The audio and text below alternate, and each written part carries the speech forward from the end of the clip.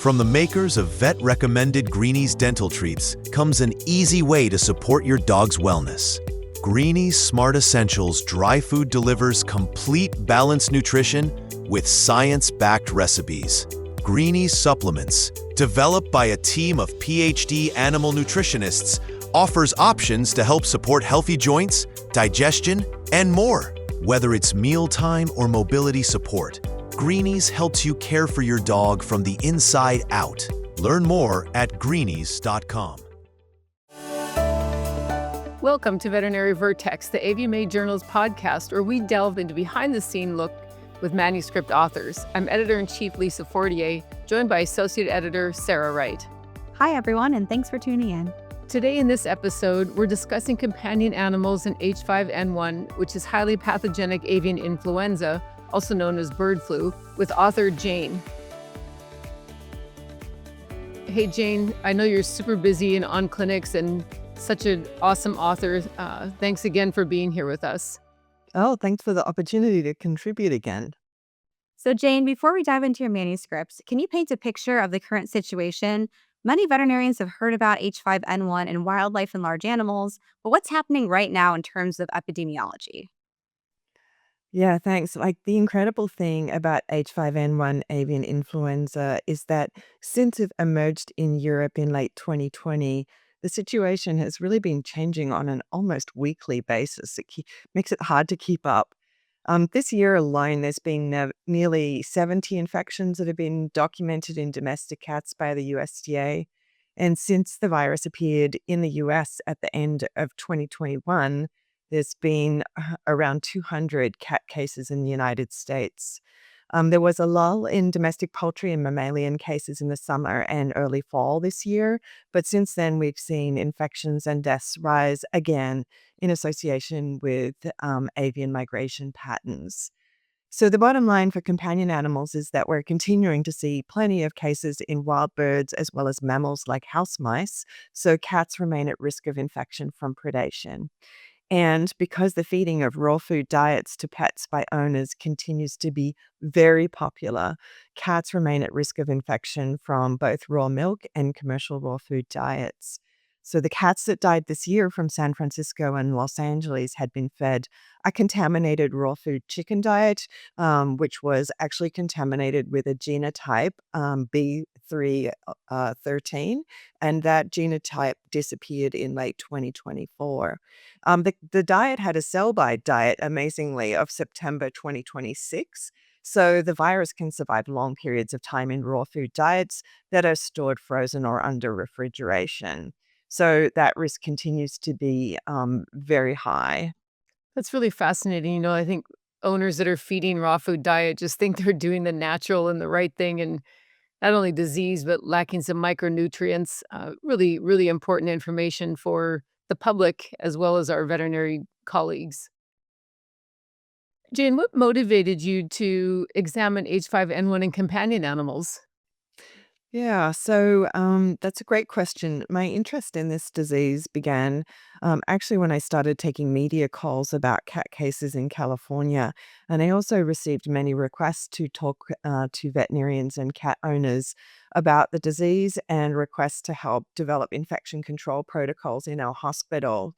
And I had had experiences before this in terms of COVID-19 in dogs and cats and educating the public and veterinarians about that disease. And I realized that there was a real opportunity to do some proactive education on the topic.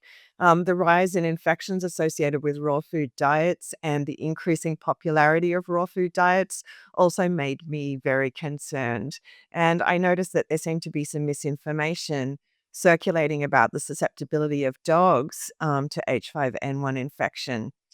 So I developed a presentation for the California Veterinary Medical Association, which involved a really extensive review of the literature so that I could present very accurate information. And as a good review article of infections in cats was actually lacking in the literature, it seemed a really logical next step to publish one to increase awareness about the problem.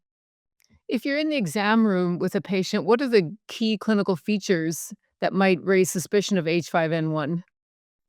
Yeah, so the really important thing about this disease is history. So it's really about history for risk factors. So being fed raw food, raw milk, a cat with exposure to dairy cattle, domestic poultry, whether it be direct or indirect, for example, exposure to dairy farm workers, and also getting a history about any predation, whether it's indoor or outdoor type access to wildlife, and whether other cats in the household have been ill with similar signs. So it's about having a high index of suspicion for the disease because still it's a relatively rare disease in cats. So having it in your mind when examining a sick cat, especially a cat that has acute illness and severe illness with signs of fever, lower respiratory signs, neurologic signs, which are really common in cats. And many cats are actually hypersalivating as well. Some cats have been blind as well due to ocular involvement, like chorioretinitis. So I think it's so important that we ask questions about diet, especially raw food diets. And some raw food diets can actually look quite like processed, pasteurized diets. And so you really have to check the label, ask the owner the brand, and do a search for the brand online and check to see whether or not it could be raw, because it can be sometimes very difficult to tell. So let's say a clinician suspects H5N1. What are the next steps diagnostically? Yeah, so I would say, first of all, try to get as much information on any raw food diets fed as possible. Get the owner to keep the diet, bring it in so it can be tested. Notify local public health officials. And then, really, there's a lot of different samples that can be tested. Urine can be tested for the virus, blood or saliva discharges can be positive. And then you are usually going to be contacting a regional national animal health laboratory network laboratory, and that laboratory will verify non-negative results. And then they'll be confirmed through the National Veterinary Services laboratories. But a local public health official can help with navigation of all of that diagnostic testing. I find, Jane, when I ask people if they're feeding a raw diet, the clients get pretty defensive. Do you have any smooth ways to ask, or what diet are you feeding? Is it raw? The one people that I speak to, not all, but many are. It's frozen. It's fine. It's pasteurized. It's fine. And you're like you said, it's confusing. Do you have any tidbits, uh, pearls of wisdom for veterinarians how to ask that question? Yeah, I mean, I think trying to make it a routine thing and say, we always collect a dietary history, and what diet is your animal being fed, and really get into the details with that. Do they know brand? Or when they get home, can they check the brand? I think it's just a very important part of a normal history taking process for a sick dog or cat. And so trying to sort of normalize that and be very matter of fact about it without being judgmental is the first step, because oftentimes it is really difficult to tell. I would say that most clients are not aware of the risks of raw food diets and are quite horrified when they learn that they can be sources of different infections like salmonella and listeria and H5N1. So many people are willing to change because they just don't know what the risks are. And I think just the fact that now you can go into pet stores and the shelves are packed with different types of packaged raw food diets. I mean, it's never really been like this in the past. It's reached an amazing peak. I recently went into a pet food store in Shreveport in Louisiana, and the entire store, which was a big store, was devoted to raw food or freeze-dried diets. And like I was just so impressed of the range and number of different diets that were available. So I think many animal owners just think it's the right thing to do, and they're not aware of the risks. And I think that it's really important that veterinarians do educate owners about the risks of infections like H5N1 and tell them stories about animals that have died. But people, some people can be very hardcore and very resistant to change. But I think legally, we also need to document that we've had that conversation with them, because if we don't have the conversation with them and then their pet gets a serious infection like H5N1 influenza, then we could be legally at risk if they're not aware of that. Yeah, great words of wisdom. Thank you. And sticking with the household, when a positive case is identified in a companion animal, what does that mean for the rest of the household? Yeah, so fortunately, there's a low risk of cat to human transmission that really hasn't been documented. However, cats can shed the virus when they're infected, and potentially there could be spread of infection to other cats in the household. So I think that potential exists, although when multiple animals in a household have been affected, it's usually because of common exposure, for example, to the same raw food diet. But there is that potential for transmission. Um, there was an anecdotal um,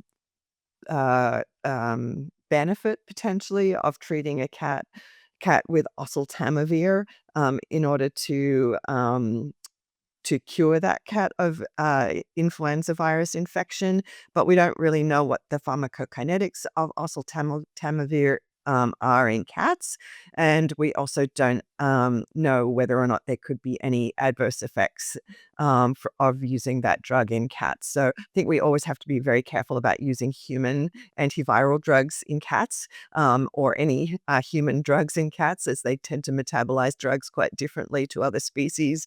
And so there is the potential for toxicity. Also, oseltamivir or Tamiflu is a drug that has been reserved for human infections. And so there is some concern about using that drug indiscriminately without really knowing whether or not influenza is the problem. So treatment is a little bit controversial, but there is the potential for transmission to other cats. I think the biggest thing is to stop feeding any raw food diets to other pets in the household, and watching other pets for any clinical signs in association with an affected cat. Yeah, what you just said there reminded me of something I learned in vet school, which is cats are not small dogs. They are their Cats are own not small species. So, dogs. yep. Yes. Yep. So, Jane, you've shared so much important information with us today, and I really want to boil it down now to some of the really important takeaways for our listeners. So, first, let's start with the veterinarian's perspective. What are the key take home messages from your manuscript that you hope veterinarians will remember?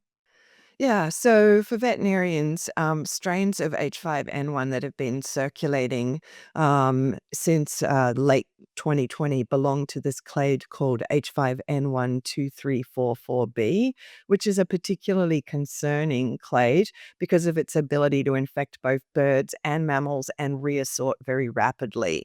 And several different genotypes of that virus have emerged that might have differing pathogenic potential for animals as well as humans. And most infections in cats are preventable by feeding cooked diets and keeping cats indoors. When cats develop illness, it usually progresses rapidly, and it usually includes neurologic signs. So the cat with upper respiratory tract disease that we see every day is not a cat that you should be worried about H5N1 influenza in. Cats also have the potential to act as a reassortment vessel for avian influenza viruses. And so, there is concerns for public health should such an event occur, and lead to a virus that's more pathogenic for people. Dogs seem to be resistant to disease, although they can be infected. And this virus is not going away. It remains an ongoing concern because we're continuing to see these reassortment events and spread as a result of bird migration. And how about key takeaways for the client or the pet owner? You said keep the cat inside, don't feed raw diets. What else wisdom would you impart on our clients and pet owners? Yeah, so definitely don't feed raw food diets or raw milk. It's really our responsibility as veterinarians to educate clients about this and keep cats indoors. Or if they need to have some outdoor exposure, think about building a catio. There are some really creative catios out there, and in fact, in Oregon every year they have catio tours. So very creative catio ideas. You can find a lot of them online as well.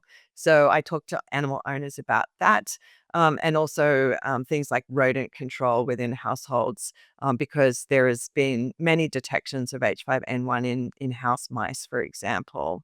And I think really the most difficult thing is what you've alluded to already, is that there are some owners that really believe that raw food diets are better. So maybe having a handout for clients on the pros and cons and what's known about raw food diets. And I recently published a column in my Washington Post Ask a Vet series on raw food diets. I think that's just kind of a really nice column that can be useful for clients in terms of education about those diets and the risk of those diets.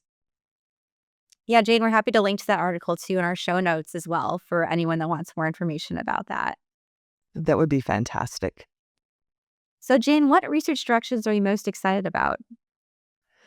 Yeah, I mean, I think we still don't have a very good understanding of the epidemiology of this disease in companion animals. There's a lot to learn, just as there was a lot to learn about COVID, and we're still learning about SARS-CoV-2 infections in dogs and cats and the epidemiology of those infections in dogs and cats. And I suspect with future studies, we'll find that what we're seeing in terms of these deaths are just the tip of the iceberg.